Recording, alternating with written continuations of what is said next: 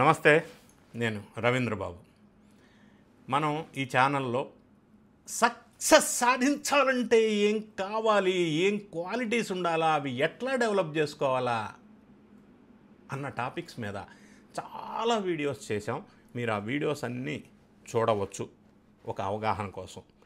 అందులో భాగంగానే ఈరోజు కూడా సక్సెస్ సాధించాలి అని అంటే ఎట్లా, ఎప్పుడు, అంటే చిన్నప్పుడే ఏమన్నా మనం చేయవలసింది ఉందా పిల్లలు సక్సెస్ అవ్వటానికి, లేదా పెద్ద అయిన తర్వాత వయసు అయిపోయినాక ఏమన్నా చేయాలా, ఎలా అనేది ఈ వీడియోలో మనం చెప్పుకునే ప్రయత్నం చేద్దాం.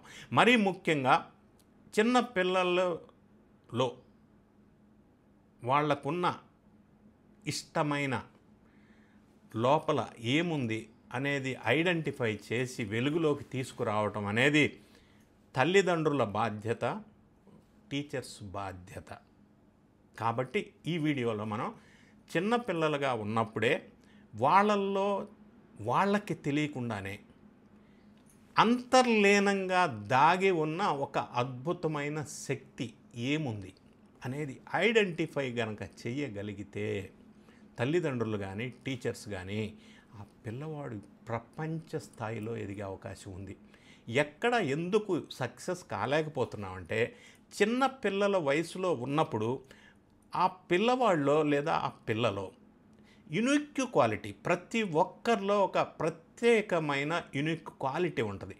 అది ఆ క్వాలిటీ ఏముంది, ఆ పిల్లవాడికి ఆ పిల్లకి అంతర్లీనంగా ఏ శక్తి సామర్థ్యాలు లోపల దాగి ఉన్నాయి అనేది కనుక టీచర్లు కానీ తల్లిదండ్రులు కానీ జాగ్రత్తగా గమనించి దాన్ని వెలుగులోకి తీసుకొని nurtured it for some time కంటిన్యూస్గా దాన్ని సాధన గనక చేపించినట్టయితే ఆ పిల్లలు ప్రపంచ స్థాయికి ఎదుగుతారు అని అనటానికి ఒక ఎగ్జాంపుల్ శ్రీనివాస రామానుజన్.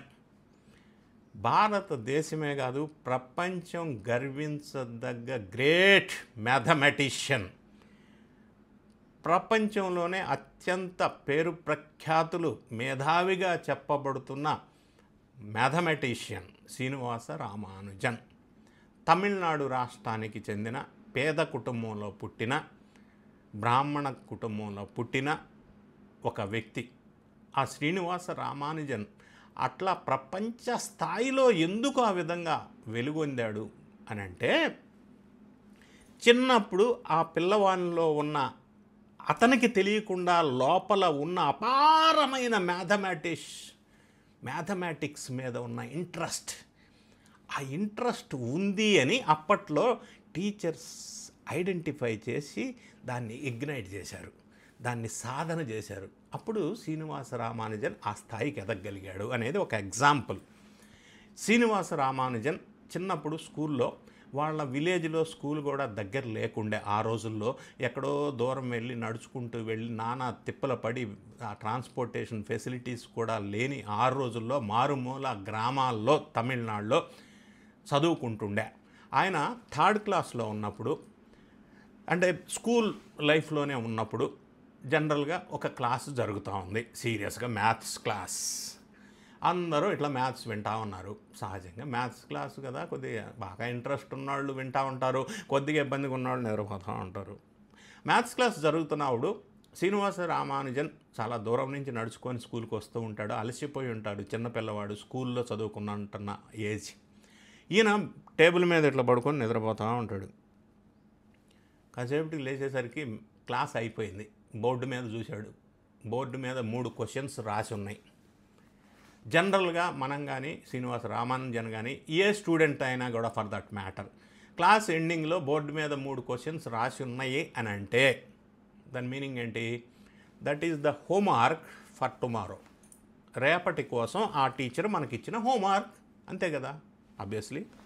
సో శ్రీనివాస రామానుజన్ కూడా ఓహో టీచర్ గారు 3 క్వశ్చన్స్ మ్యాథ్స్ హోంవర్క్ ఇచ్చారు అని శ్రద్ధగా నోట్బుక్లో రాసుకొని ఇంటికి వెళ్ళాడు. ఇంటికి వెళ్ళినాక నెక్స్ట్ డే క్లాస్కి వచ్చేసి టీచర్ని క్షమాపణ అడిగాడు. క్షమించండి టీచర్ మేడం, నన్ను క్షమించండి. ఏమి అని అడిగారు టీచరు. మీరు నిన్న రాసిన బోర్డు మీద ఇచ్చిన 3 మ్యాథమెటిక్ క్వశ్చన్స్ హోంవర్క్లో నేను 2 మాత్రమే చేశాను, మూడోది చేయలేకపోయాను, నాకు అర్థం కాలేదు అని అడిగాడు. టీచర్ షాక్, టీచర్ పరేషాన్. ఒక్కసారి షాక్ అయింది ఆ టీచర్. ఎందుకంటే ఆ బోర్డు మీద రాసింది హోంవర్క్ కోసం కాదు. క్లాస్ అంతా చెప్తూ మ్యాథ్స్లో ఇప్పటి వరకు ఈ ప్రపంచంలో ఆన్సర్ కనిపెట్టలేని మ్యాథమెటికల్ క్వశ్చన్స్ 3 ఉన్నాయి, ఆ 3 ఇవి అని ఆమె చెప్పటం కోసం రాశారు. అందులో అంత చిన్న వయసులోనే శ్రీనివాస రామానుజన్ ప్రపంచంలో ఇప్పటివరకు ఆన్సర్ కనిపెట్టలేని 3 అతి క్లిష్టమైన మ్యాథమెటిక్స్ ప్రశ్నలలో 2 హోంవర్క్లో ఇంట్లోకి వెళ్ళి ఒక్కడే చేసుకొచ్చాడు అంటే వాహ్, ఆయనలో అంతర్లీనంగా ఉన్న మ్యాథమెటిక్స్ అనే ఒక జ్ఞానం ఊవెత్తున లెగిచింది, బయటకు వచ్చింది, అది పొంగింది, బయటకు వచ్చింది. అది టీచర్ గమనించారు. అప్పటి నుంచి మ్యాథమెటిక్స్ మీద ఆయన ప్రత్యేకంగా శ్రద్ధ పెట్టడం, టీచర్సు పేరెంట్సు దాన్ని ఎంకరేజ్ చేయటం వల్ల ఆ సాధనలో భాగంగా చిన్నప్పుడు ఎప్పుడైతే ఇది బయటికి వెలుగులోకి వచ్చిందో అప్పటి నుంచి ప్రోత్సహించటం వల్ల అతను ప్రపంచం గర్వించదగ్గ మ్యాథమెటిషియన్, శాస్త్రవేత్తగా గొప్పవాడయ్యాడు.